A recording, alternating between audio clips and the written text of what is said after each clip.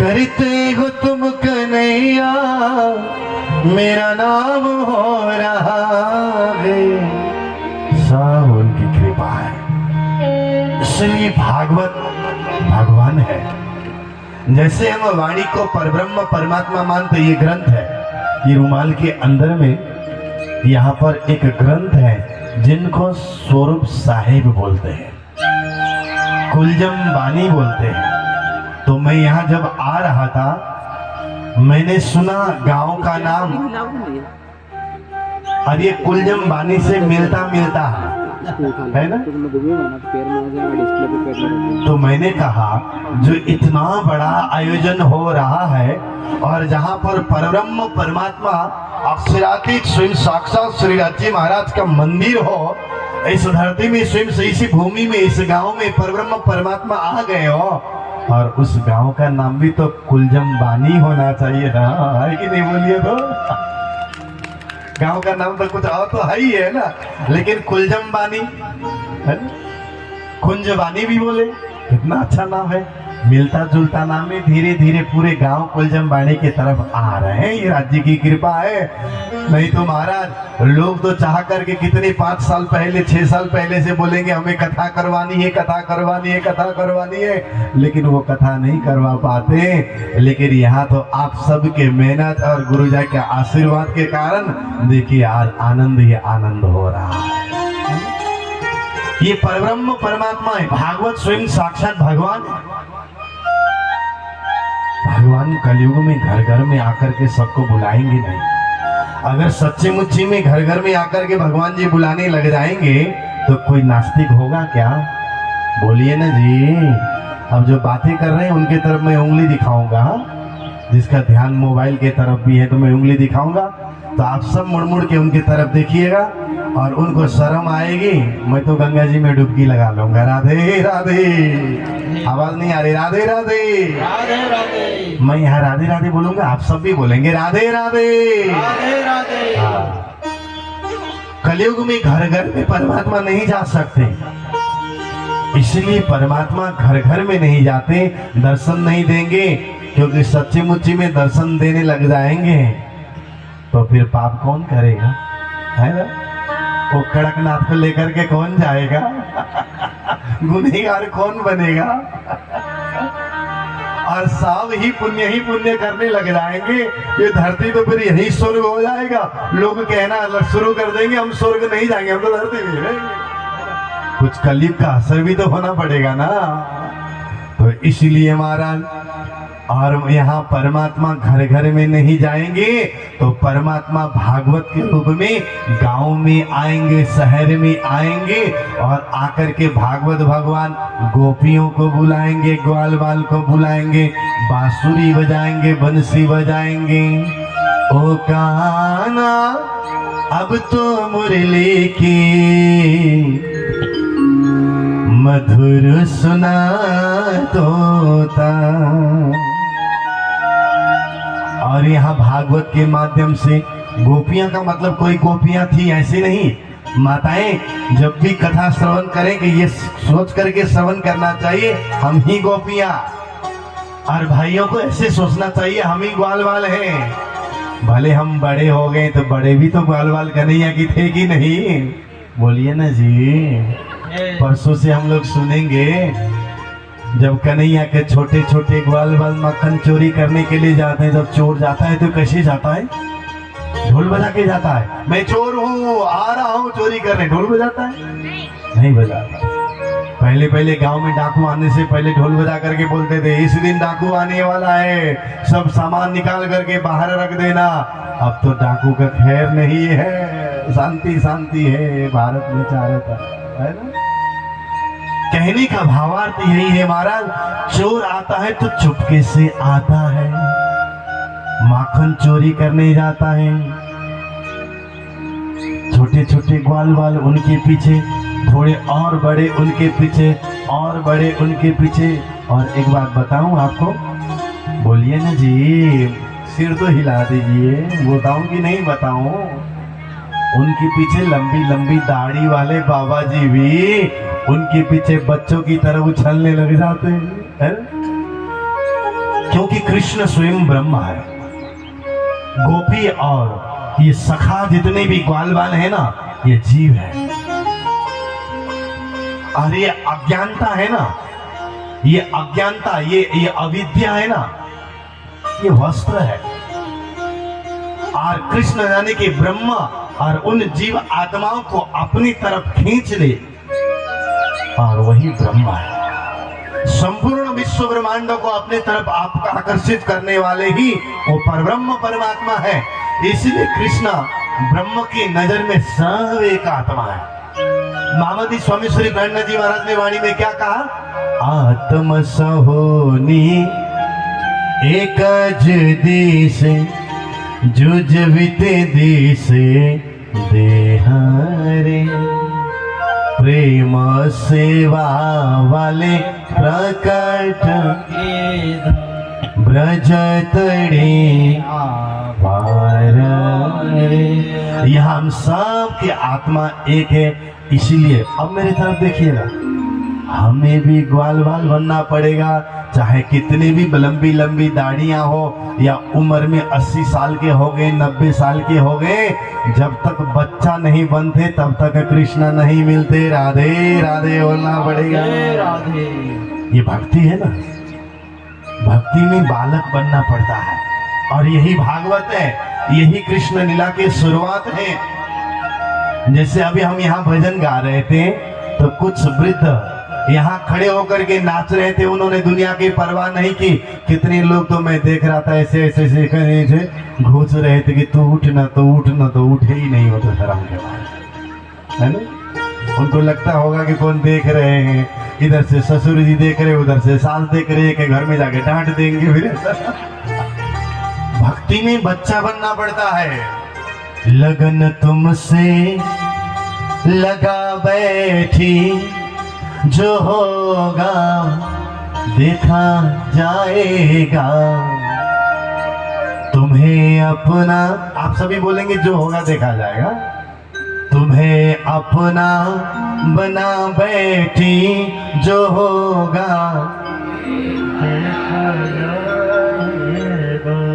पीते घर के नहीं लगते, जो होगा देखा जाएगा, वो होगा देखा जाएगा।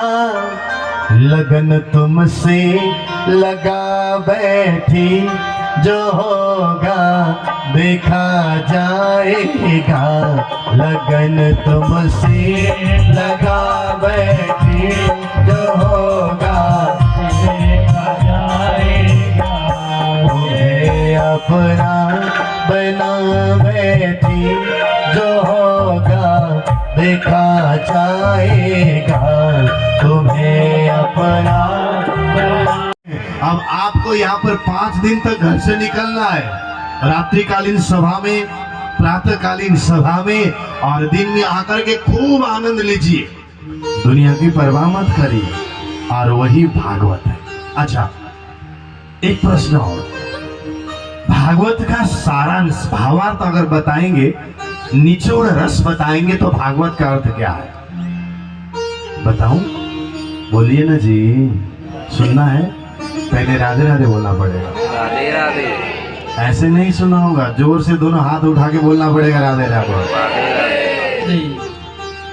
भाई लोग तो बोल ही नहीं रहे कि जैसे चुनाव होने वाला है, आ गई अब। हाँ, सब पता चल गया है रिजल्ट आपको। भागवत का सारांश, भागवत का निचोड़, भागवत का रस यही है, क्योंकि तुम दुल्हा मैं दुल्हीन, और न जानो बात, इसक सो सेवा करो सब अंगो साक्षात। सबका सारांश यही है कि मैं ही, मेरे अंदर में तुम हो, और तुम्हारे अंदर में मैं हूँ, तुम ही मैं हूँ, मैं ही तुम हो, सब कुछ तू ही तू, तू ही तू, उसके अलावा कुछ नहीं। यही भागवत है। बोले भागवत भगवान की जय। स्वामी जी ने भी तो वाणी में यही कहा। इसलिए सौनक आदि ऋषियों ने प्रश्न किया था सूत जी महाराज से, कहां पर? नैमिषारण्य में। अज्ञान ध्वंत विध्वंस कोटि सूर्य समप्रभ, सुता क्या ही कथा सारम मम कर्ण रसायनम। हे सुत जी महाराज, आपके तेज, आपके प्रकाश और आपके दिव्य वाणी को और आपको देख करके ऐसा लग रहा है मानो इस धरती में करोड़ों सूर्य एक साथ उदय हो रहे हैं। हे सदगुरु महाराज, हे गुरु महाराज, ये सूर्य एक उदय हो रहा है। हजारों लाखों वर्ष से आकाश में सूर्य भगवान निकल रहे हैं, अस्त हो रहे, उदय हो रहे, अस्त हो रहे, लेकिन ये सूर्य का प्रकाश धरती के हर कोने तक, हर जगह तक ये सूर्य के प्रकाश नहीं पहुंच सकता। आज हो सकता है पहाड़ों में, गुफाओं में, कंदराओं में, हिमालय में ऐसे ऐसे कंदरा हैं, ऐसे ऐसे गुफा है जहां सूर्य की रोशनी हजारों साल से अभी तक गई नहीं है। इतना ही नहीं, हमें तो महामंत्री स्वामी सूर्य पंडित जी महाराज ने ज्ञान दिया है। इस धरती के नीचे 7 लोक है और 7 लोक में, 7 लोक में सूर्य की प्रकाश नहीं है। अतल, वितल, सुतल, तलातल, महातल, रसातल और पातल, सभी 7 लोक में कहीं भी सूर्य का प्रकाश नहीं है। वहां कोई कहीं मणि का प्रकाश है तो कहीं अग्नि का प्रकाश है, कोई स्वतः ही हो, लेकिन सूर्य नहीं। सौनकादि ऋषियों ने कहा, हे गुरु महाराज, आपके तेज, आपके वाणी को देख करके ऐसा लग रहा है जैसे सूर्य की रोशनी कहीं ना कहीं वो रह जाती है। सूर्य का प्रकाश हर जगह में उजाला नहीं कर सकता, लेकिन ज्ञान के प्रकाश तो हर अंधकार में भी जाकर के उजाला कर सकता है। राधे राधे बोलना पड़ेगा। इसीलिए सदगुरु महाराज, आप हमें ऐसे ज्ञान सुनाइए, मम कर्ण रसायनम, मेरे कान को प्रिय लगने वाली कथा सुनाइए। और ये कहकर के हाथ जोड़ने लगे और सभी प्रार्थना करने लगे, कृष्ण कथा सुनाने वाले, हरि कथा सुनाने वाले, तुमको लाखों प्रणाम, तुमको लाखों प्रणाम। हम लेकर विष का प्याला जा रहे थे यम का गाला, हम लेकर विष का, सभी बोलेंगे, जा रहे थे यम का गाला, हम लेकर विषयों का प्याला जा रहे थे यम का गाला, हम लेकर विष का प्याला जा रहे थे यम का गाला। अमृत पान कराने वाले, अमृत पान कराने वाले, तुमको लाखों प्रणाम, तुमको लाखों प्रणाम। कृष्ण कथा सुनाने वाले, कृष्ण कथा सुनाने वाले, तुमको लाखों प्रणाम, तुमको लाखों प्रणाम, तुमको लाखों प्रणाम, तुमको लाखों प्रणाम। सदगुरु महाराज की। उस समय में सुत जी महाराज ने कहा, सोनों को, आपको मैं भागवत प्राप्ति का उत्तम साधन बताता हूं, ध्यान से सुनिए। अब भागवत कथा शुरू हो रही है और ये कथा मैंने सबसे पहले कहाँ सुनी थी? ये कथा मैंने सबसे पहले हरिद्वार के बगल में, आप सभी ने नाम सुना है, एक शहर का नाम विश्व में फेमस है, और वो क्यों फेमस है आप लोगों को पता है, मुजफ्फरनगर। आप सभी जानते हैं। फिर उसके बाद में कभी भी वो फेमस नहीं हुआ, फिर उसके बाद में बड़ी शांति हो गई, आनंद आया। मैं मुजफ्फरनगर में अभी 1.5 महीने पहले भी कथा करके आया, विशाल आयोजन, भव्य आनंद आता है वहां पर, खूब आनंद। मुजफ्फरनगर से लगभग 28 किलोमीटर और हम आगे की तरफ जाते हैं, हाईवे को छोड़ करके, वहां एक तीर्थ स्थान है और उसका नाम है शुक्रताल। क्या है बोलिए ना? शुक्रताल। शुक्रताल नाम क्यों पड़ा? क्योंकि वहां सुखदेव जी महाराज आए। अच्छा, ये सुखदेव जी महाराज है कौन? कोई हमें पूछ रहे थे, एक बात समझ में नहीं आ रही है, ये भागवत गीता और भागवत कथा में क्या फर्क है? पहले तो ये समझना जरूरी है, हमें कई बार ये भी समझ में नहीं आता। भागवत कथा और भागवत गीता में फर्क ये है, महाभारत के युद्ध में भगवान श्री कृष्ण जी ने जब अर्जुन को उस युद्ध में, रणभूमि में ज्ञान और उपदेश दिया, जो एक ग्रंथ का नाम है जिसमें 700 श्लोक है और उस ग्रंथ का नाम है श्रीमद् भागवत गीता है। वो कुरुक्षेत्र में दिया, जो हरियाणा में कुरुक्षेत्र करके एक स्थान है जहां महाभारत का युद्ध हुआ, और वहां पर एक ज्योतिसर करके स्थान है, वहां आज भी बरगद और पीपल के वृक्ष है। और कौन से बरगद और पीपल है? जो बरगद और पीपल के पूर्वजों ने और भगवान श्री कृष्ण जी की मुखारविंद से गीता का उपदेश श्रवण किया, और वही वृक्ष के वंशज आज भी वहां पर उपस्थित है। राधे राधे बोलना पड़ेगा। राधे राधे। भगवत गीता का उपदेश श्री कृष्ण जी ने